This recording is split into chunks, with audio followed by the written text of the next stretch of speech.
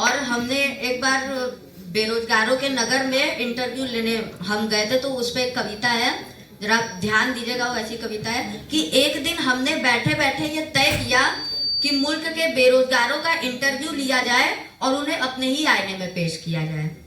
तो मुल्क के बेरोजगारों के नगर में प्रवेश किया, एक बेरोजगार ने ताना दिया, लो एक और आ गए, साहब को कुर्सी दो। दूसरा बोला कुर्सी, अमा यार कुर्सी होती तो ये बुढ़ापे के नाम से रोता, हिंदुस्तान का प्रधानमंत्री नहीं होता। हमने कहा पानी पिलाएंगे, वो बोला कहाँ से लाएंगे, हम खुद प्यासे खड़े हैं और सारे कुएं डिग्रियों से भरे हैं, नल से भी उतना ही पानी आता है जितना दूध में मिलाया जाता है। मैंने एक रोते हुए बेरोजगार से पूछा, आप क्यों रो रहे हैं, क्या बिना रिश्वत दिए कोई नौकरी प्राप्त हो रही है? वो बोला नहीं हुजूर, आज हमारा जन्मदिन है, हमारी एज लिमिट समाप्त हो रही है। हमने कहा कमाल है, 25 साल का जवान खून बेकार और 85 साल का बूढ़ा खून इतना जोरदार कि सब सुविधाएं पाए और जवान खून सड़कों पे सुखा दिया जाए। संविधान से कहना चाहिए कि एज लिमिट मंत्रियों के भी रहना चाहिए। एक बूढ़ा नौजवान बोला कि साहब हमारे नगर में क्रांति हो गई, आज कल्लू रोटी खा रहा है।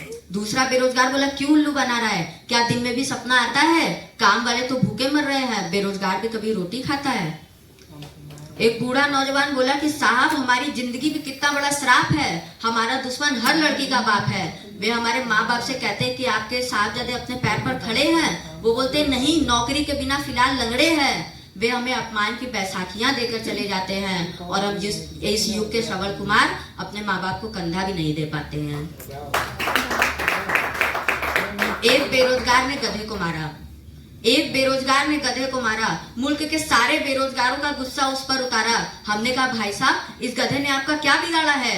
वो बोले मिस्टर आप चुप रहिए, आप नहीं जानते कि इस गधे ने हमारा हक मारा है। एक धोबी को गधे की तलाश थी, गधे की सारी खूबी हमारे पास थी, मगर ये गधा साला इंटरव्यू पास कर गया और हमारा आदमी होना हमारा सत्यानाश कर गया, हमारा आदमी होना हमारा सत्यानाश कर गया।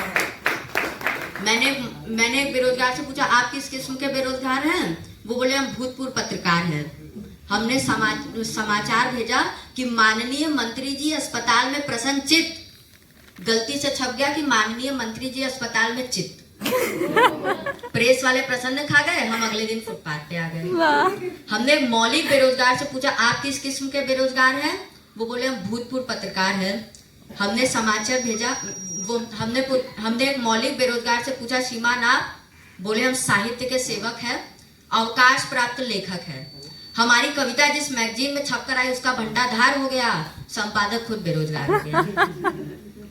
मैंने एक आकृति नुमा इंसान से पूछा श्रीमान आपका शुभ नाम? बोले पूर्ण विराम। हम देसी कला के एपी है, आजकल जेमी सर्कस में जीपी है।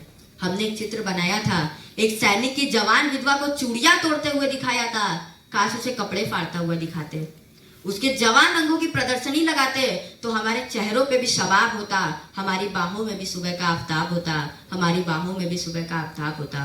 पर रंगों का सपना सवर नहीं पाया, दर्शक को अपना ही दर्द नहीं भाया।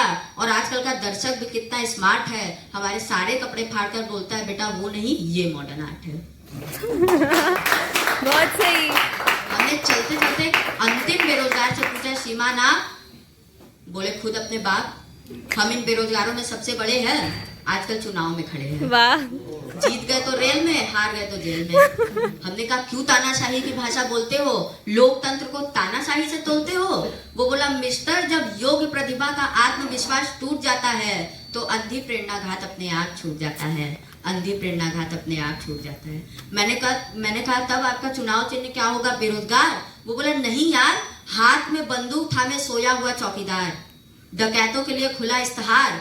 हमने कहा ऐसा कर दो यार कि 21वीं सदी के आगे एक प्रश्न चिन्ह छोड़ते हुए, बंदूक की नली अपनी गर्दन की तरफ मोड़ते हुए, घोड़ा दबाता हुआ इंसान, न जिसके लिए जमीन न जिसके लिए आसमान, बारूद का धुआं इतना गहरा हो जाए कि अपने आप घबरा के सवेरा हो जाए, अपने आप घबरा के सवेरा हो जाए। वाह बहुत सही।